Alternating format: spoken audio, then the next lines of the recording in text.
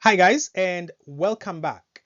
In this video, we will be doing a deep dive into the Haiti earthquake case study.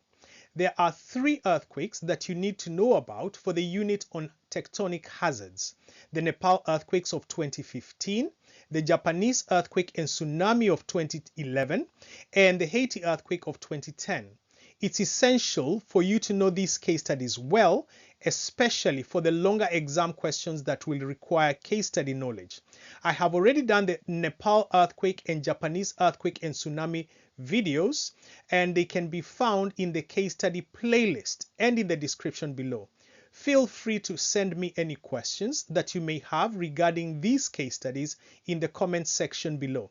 Okay, let's get started. What caused the earthquake in Haiti in the year 2010?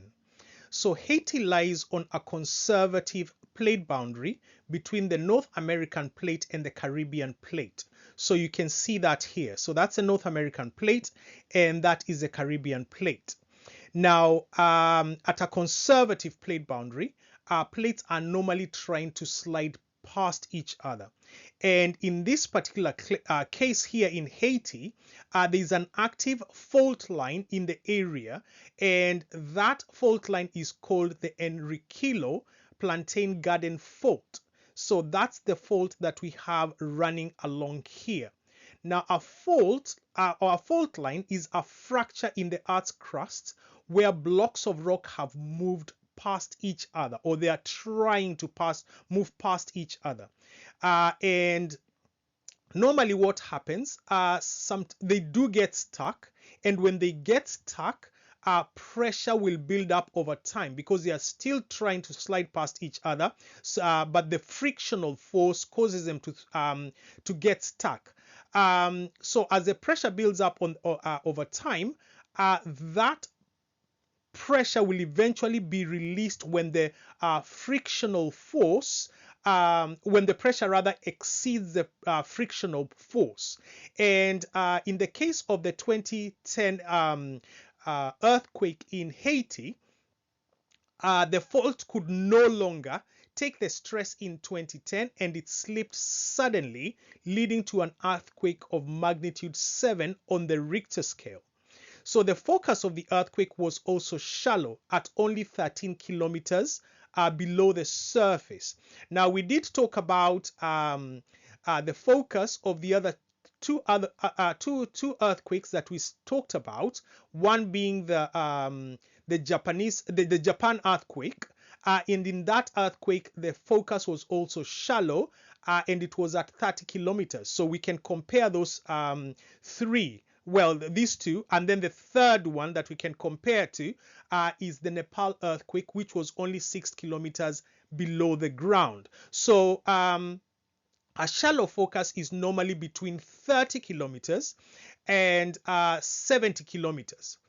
0 kilometers and 70 kilometers. So meaning that this is quite shallow. And then an intermediate focus is between 70 kilometers and 300 kilometers. Then a very deep focus is more than 300 kilometers. So this focus here was quite shallow.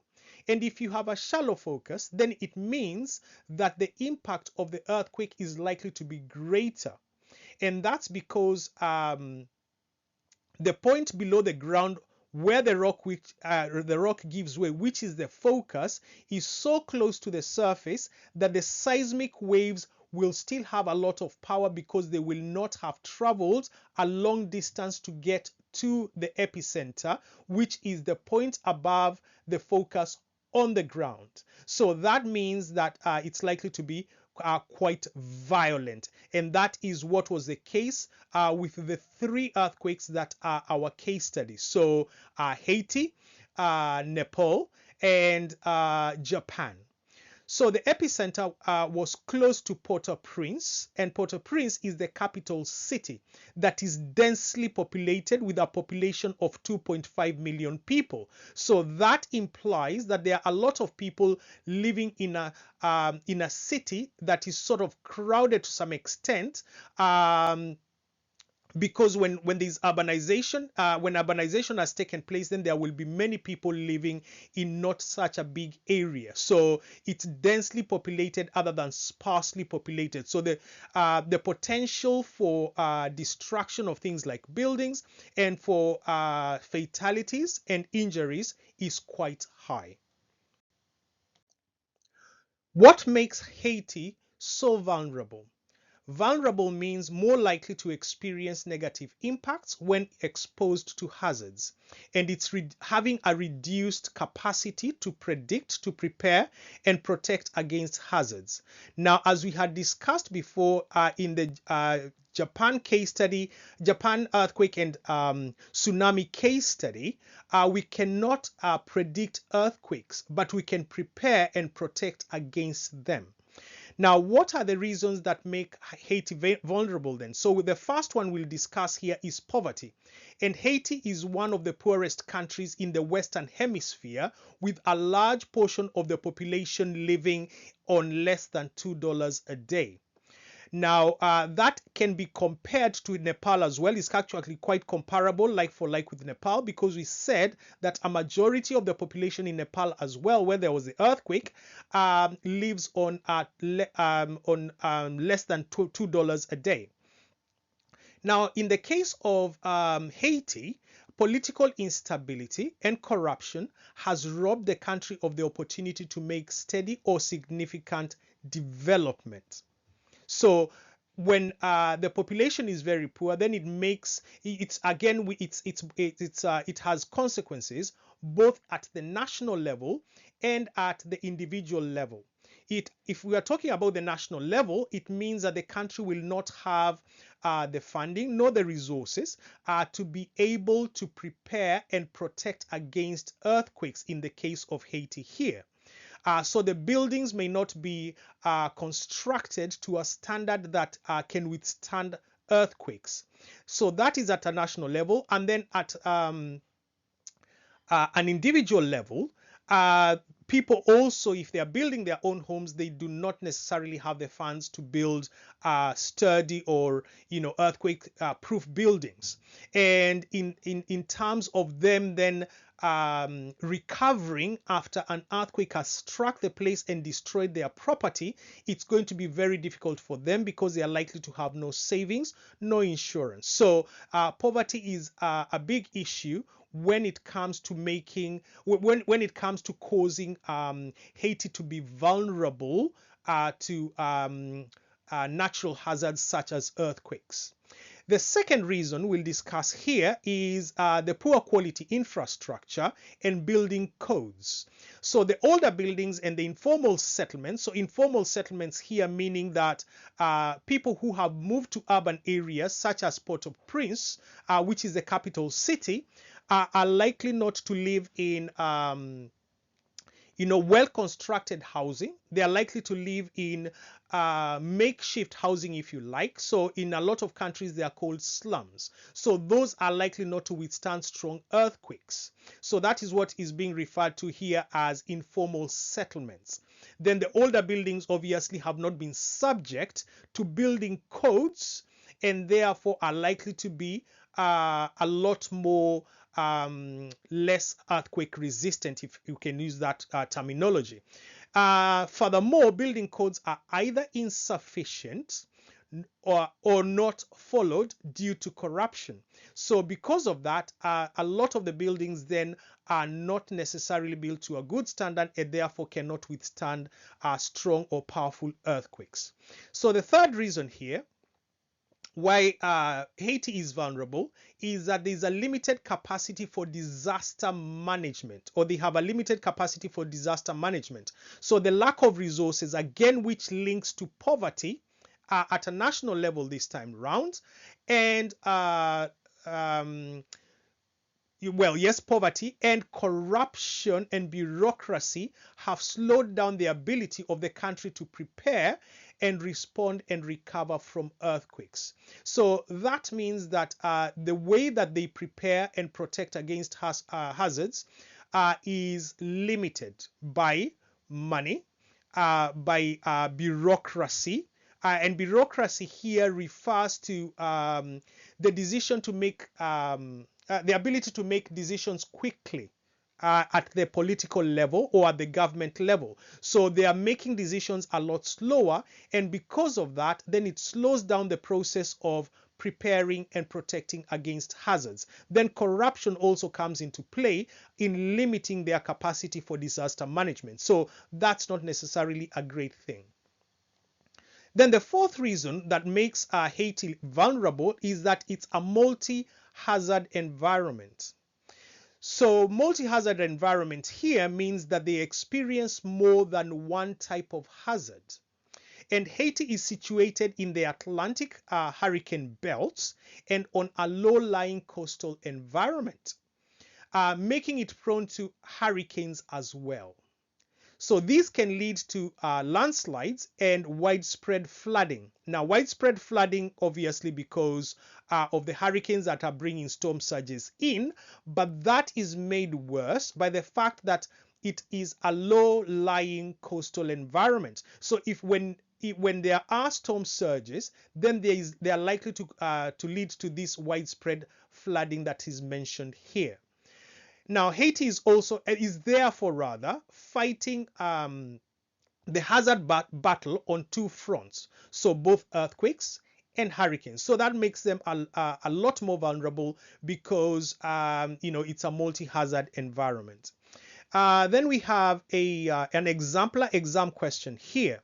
And this one is an 8 marker, and it's asking you to assess the reasons why some countries are more vulnerable to tectonic hazards. So these here are some of the points that you would discuss, especially, with regards to a country like Haiti.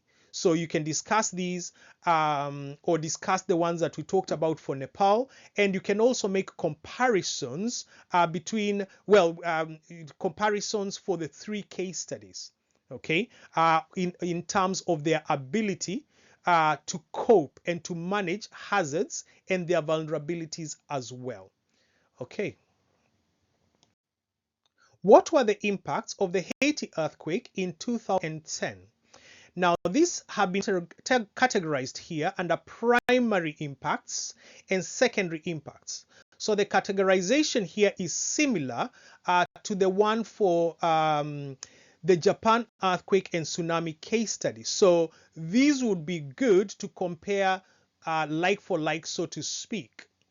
So primary impacts, those are immediate and they happen as a direct result of the earthquake. So it's the shaking that has been caused by the earthquake that causes these primary impacts to take place.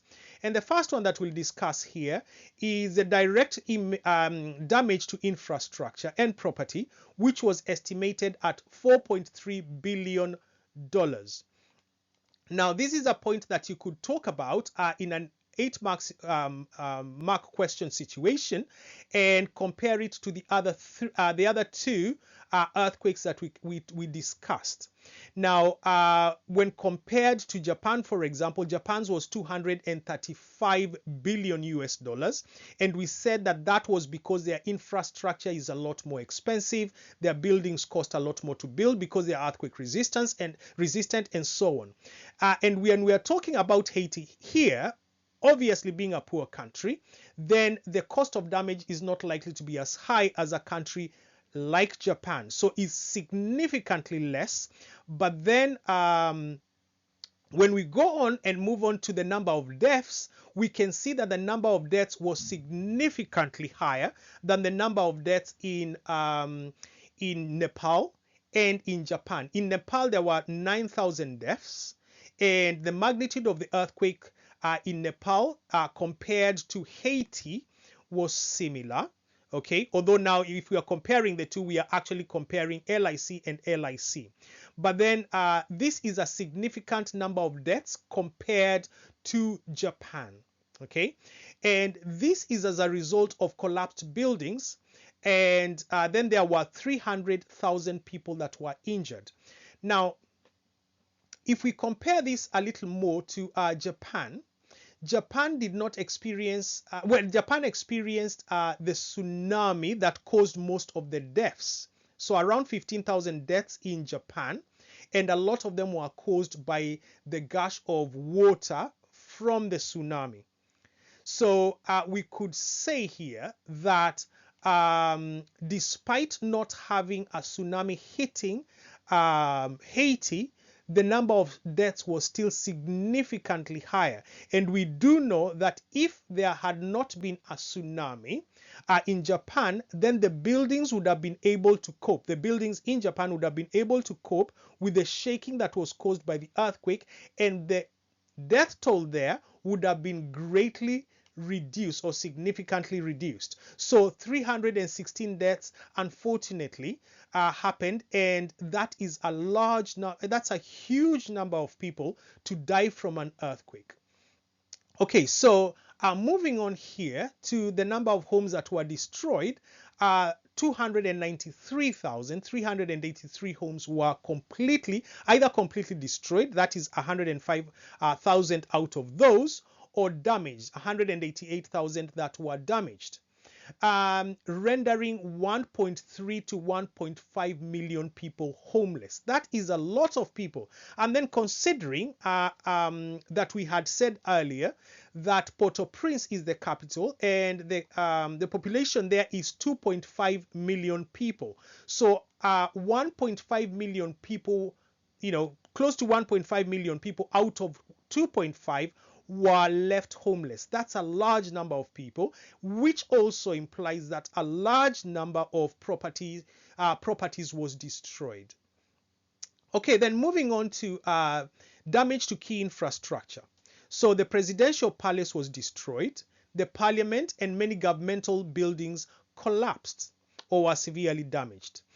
Critical infrastructure like the main port, roads and communication links were destroyed, hindering rescue efforts.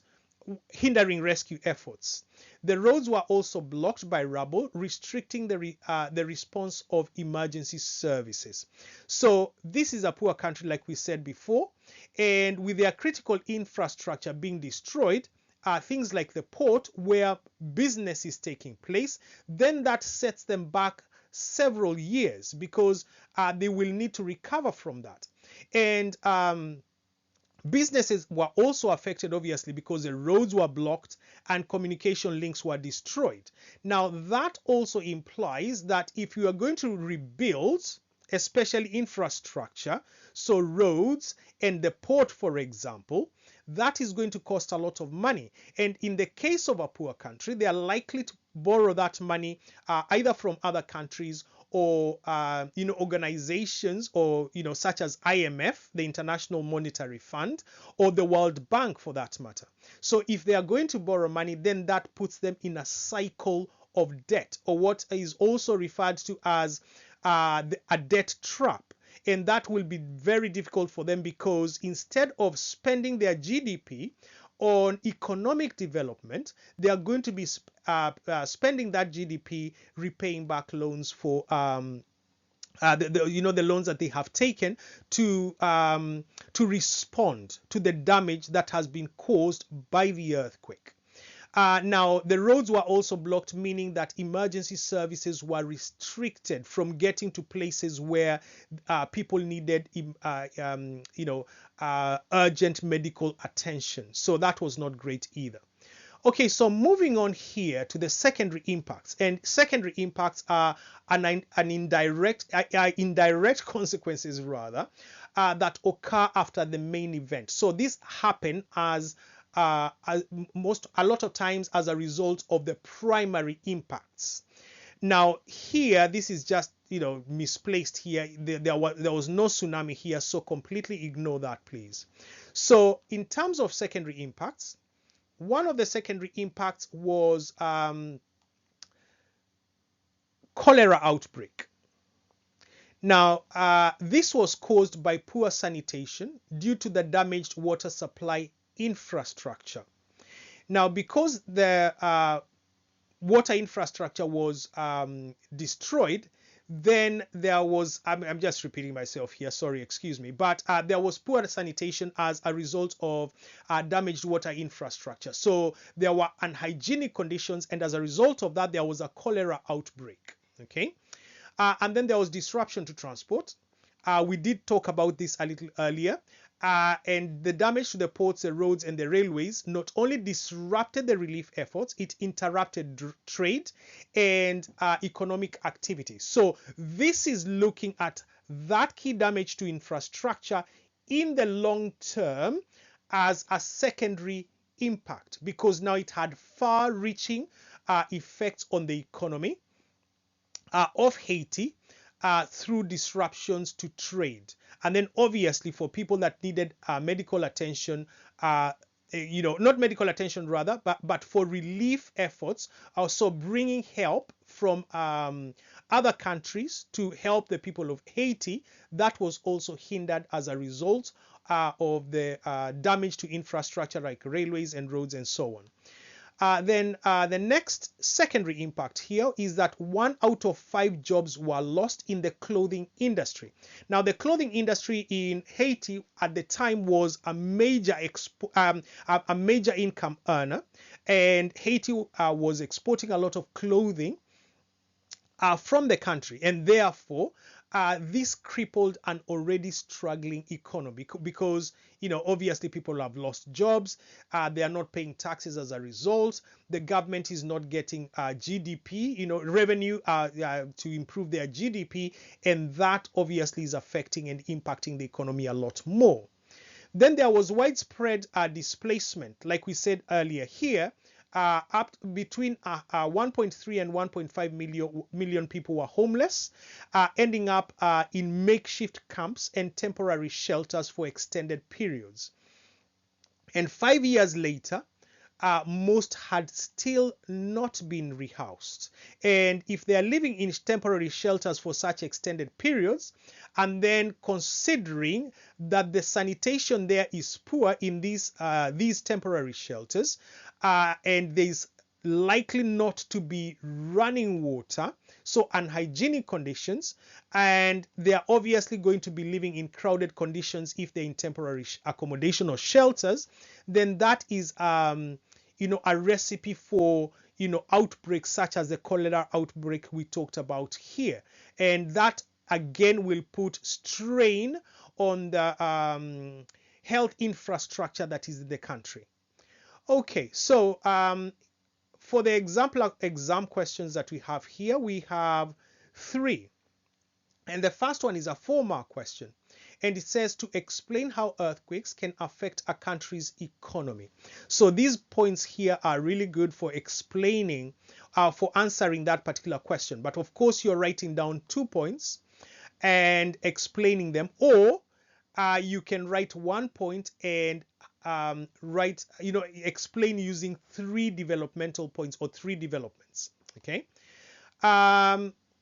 Then B here says to suggest 2 reasons why so many deaths occurred in Haiti following the earthquake. So you're writing down 2 reasons and then you're explaining those 2 reasons. Then the last one here is an 8-mark question. It says to assess the importance of primary and secondary impacts of either volcanoes or earthquakes in a named developing country. So you would compare these two, talk about these two, secondary and primary impacts, and then it would also be prudent to compare these secondary impacts and primary impacts rather that happened in Haiti to the ones that we talked about for Japan. Okay, so that way then you have an LIC versus an HIC comparison. So for the discussion that we just had on the previous slide, where we were comparing, where we were talking about the impact on Haiti, I have created a slide here that actually compares Haiti to Japan side by side. But because we had discussed quite a lot of this in the previous slide, I will not talk through this, but you can have a look at it and make some notes if you like. Just looking at how they compare to each other, like for like, and that would help you then obviously to have information or content that you can discuss in an 8-mark question. What was the response to the Haiti earthquake of 2010? Now, Haiti being a very poor country, like we had discussed earlier, did not have the money, resources, or equipment to deal with the devastation that was caused by the earthquake. So the Haiti government appealed for international help. And this obviously was from international organizations and other countries as well. So that was their response. And then as far as the organizations that stepped in to help, we have 3 different categories here, and we are going to go through them quickly. And the first one is the United Nations and its agencies. So the UN played a central role in coordinating the response to the Haiti earthquake. Agencies like the UN Population Fund and UNICEF supported health facilities, and the World Food Program provided hot meals for school children. So you can see that these UN-based organizations went in and stepped in to help Haiti during this time of need after the earthquake.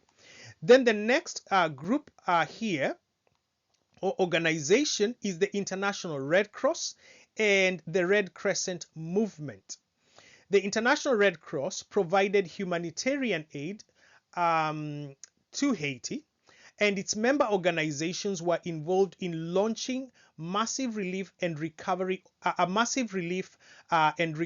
operation, providing emergency shelter. So to the homeless people that we talked about, we said that between 1.3 and 1.5 million people were rendered homeless by the earthquake. So providing emergency shelter, non-food items, water, sanitation. So clean water here is really, really important because that will prevent the spread of waterborne diseases from people drinking contaminated water.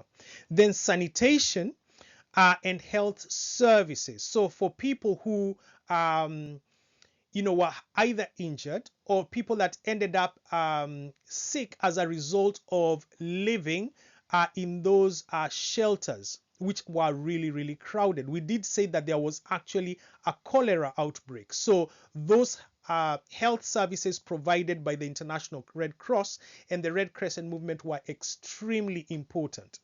The operation became the largest single country response in the history of the Red Cross Red Crescent. So this operation here in Haiti was their largest ever operation. And you can imagine that that would be the case because the amount of devastation that took place in Haiti was quite significant. And the number of people that died as well was pretty high. We said that 316,000 people died. And obviously there was a lot more, they needed a lot of humanitarian aid and assistance. Okay, so other countries that helped, came and provided direct aid to Haiti, and the Caribbean nations provided some financial support, medical support, and logistical help through the Caribbean community. So that is called CARICOM in short. So through that organization, the Caribbean nations stepped in to help Haiti during this time. The UK provided funding and support through UK aid, including emergency, medical support, and shelter. Then the USA also sent a total of over $5.1 billion after the earthquake, focusing on life-saving relief for Haiti, long-term recovery, reconstruction, and development programs.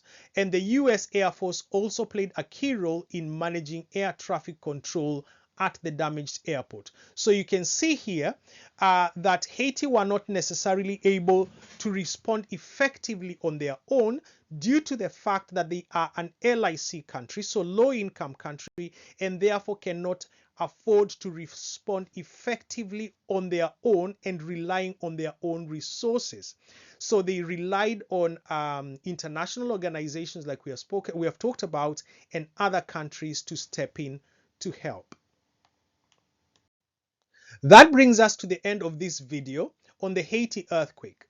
I hope that you have found it useful. All the hazard case studies for paper 1 Edexcel B Geography are now available in the case studies playlist. Feel free to send me any other case studies you'd like me to cover in the comment section below. We will move on to other case studies for the other topics, our complete exam walkthroughs, and some content on various portions of the specification. So keep your eyes peeled for that. All the best for now, and see you again soon.